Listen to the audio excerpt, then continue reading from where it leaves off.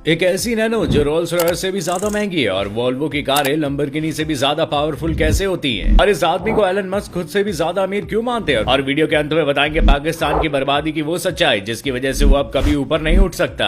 अभी जो कार आप देख रहे हैं ये नैनो कार है जो 80 किलो सोने से बनाई गई है। इसमें 15 किलो चांदी और तरह तरह के डायमंड लगाए गए हैं और इस कार की कीमत पूरे 22 करोड़ रुपए। इस कार की खासियत ये है कि पूरे तरीके से सोने से बनी हुई है, मतलब इस कार में डैशबोर्ड से लेकर बोनट तक सब सोने का है। लेकिन टाटा ने इस कार को बनाया क्यों? असल में टाटा नैनो रतन टाटा का ड्रीम प्रोजेक्ट था। ये इंडिया की एक ऐसी कार थी जिसे नाम मिला गरीबों की कार का, क्योंकि इस कार ने इंडिया में मिडिल क्लास फैमिलीज के कार का सपना पूरा किया और रतन टाटा अपने इस इवेंट को भी और ज्यादा बड़ा दिखाना चाहते थे, इसलिए उन्होंने अपनी कार को सोने से ढलवाया। आपको जानकर हैरानी होगी कि इस कार को उन्होंने इंडिया की मैन्युफैक्चरिंग इंडस्ट्री को डेडिकेट किया था, क्योंकि साल 2011 में इंडिया के मैन्युफैक्चरिंग इंडस्ट्री में 5000 साल पूरे हुए थे। Number 4, Indian cricketer Rishabh Pant का एक्सीडेंट हुआ तो उस वक्त वो मर्सिडीज में थे। इससे पहले टाटा सन्स के चेयरमैन साइरस मिस्त्री की बात की जाए तो वो मर्सिडीज चला रहे थे, तभी उनका एक्सीडेंट हुआ और उन्हें दुनिया को अलविदा कहना पड़ा। और ऐसे ही ऑडी या फिर BMW की गाड़ियां इतनी ज्यादा सेफ नहीं होती, लेकिन दुनिया में वोल्वो एक ऐसी अकेली कार ब्रांड है जिसकी गाड़ियां सबसे ज्यादा सेफ कही जाती हैं। तो अब सवाल ये आता है कि वोल्वो अपनी गाड़ियों में ऐसा क्या करती है कि इनकी गाड़ियों में एक्सीडेंट होने पर जान तो नहीं जाएगी? तो भाई लोग, होता कुछ ऐसा है कि आपने कई गाड़ियों के क्रैश टेस्ट देखे होंगे जिसमें इन गाड़ियों को फ्रंट क्रैश टेस्ट से गुजरना पड़ता है, और वोल्वो का क्रैश टेस्ट दुनिया में सबसे अनोखे तरीके से किया जाता है, जिसमें ये कंपनी अपनी गाड़ियों को करीब 5 या 7 मंजिल की ऊंचाई से नीचे गिराती है, अपनी कार का रोल ओवर टेस्ट भी करवाती है और इसके अलावा हर वो टेस्ट करवाती है जिससे एक कार को नुकसान हो सकता है। और खास बात तो ये है कि जब किसी केस में वोल्वो की कार में कोई इंजर्ड होता है तो उस केस में वोल्वो अपने उस मॉडल की पूरी यूनिट रिकॉल करती है। इसके बाद होती है उस कार की टेस्टिंग और कोई भी कमी मिलने पर अपने सभी ग्राहकों को ये कंपनी नई कार देती है। नंबर 3, अब पाकिस्तान को बर्बाद होने से कोई नहीं बचा सकता। मैं ऐसा क्यों कह रहा हूँ तो सुनिए।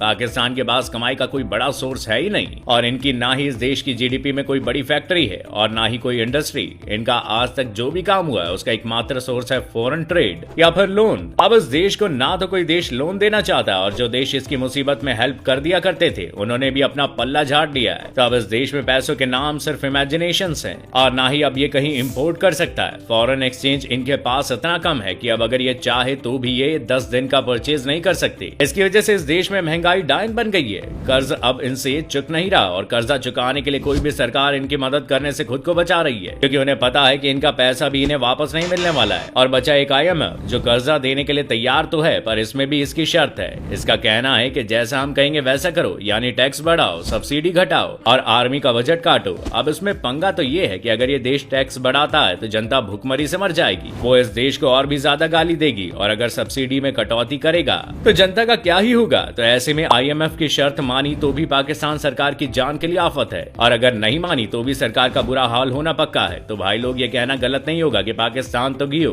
नंबर 2, एलन मस्क खुद से ज्यादा दुनिया का सबसे अमीर आदमी किसे मानते हैं? कभी सोचा है? नहीं ना, मैं बताता हूँ। इनका नाम है बर्नार्ड अर्नोल्ट। इनका नाम 2019 में बहुत ज्यादा छाया हुआ था, क्योंकि इन्होंने एक बार अमीरी के मामले में बिल गेट्स को भी पीछे छोड़ दिया था। बर्नार्ड जो कि एक बिजनेसमैन है, इनका जन्म 1949 में फ्रांस में हुआ था और उनकी कंपनी LVMH जो कि एक लग्जरी गुड्स कंपनी है, और इसी कंपनी के मेन शेयर होल्डर बर्नार्ड भी लगभग 1987 में LVMH कंपनी बाजार में उतारे थे। उन्होंने इस कंपनी के बहुत सारे शेयर खरीदे और कंपनी के पहले शेयर होल्डर बन गए। 27 जुलाई से इनके पास LVMH कंपनी के लगभग 48% से भी ज्यादा शेयर होल्डिंग थी। ये कंपनी वर्ल्ड वाइड लग्जरी चीजें बनाती है और पूरे देश में बेचती है, जिसे हम लोग खरीदना पसंद करते हैं, और इसी वजह से आज बर्नार्ड दुनिया के सबसे अमीर शख्स हैं। नंबर 1, 17 नवंबर 2012 जो सल्वाडोर अल्वारेंगा नाम का एक मछुआरा मैक्सिको के एक गांव से निकला और गहरे समुद्र में मछली पकड़ने उतर गया। अल्वारेंगा की प्लानिंग के हिसाब से उसका ये सफर करीब 1 दिन तक चलने वाला था, मगर तभी एक खतरनाक तूफान ने अपनी दस्तक दे दी। ये 5 दिन का तूफान उसे अपने साथ बहा ले गया। अब उसके पास ना तो खाने के लिए राशन था और ना ही रोशनी थी और ना ही वो किसी से कांटेक्ट कर सकता था। खुले समुद्र में उसकी बोट बेलगाम आगे बढ़ी जा रही थी। भूख लगने पर वो अपने नंगे हाथों से मछली, कछुए जैसे समुद्री जीव पकड़ता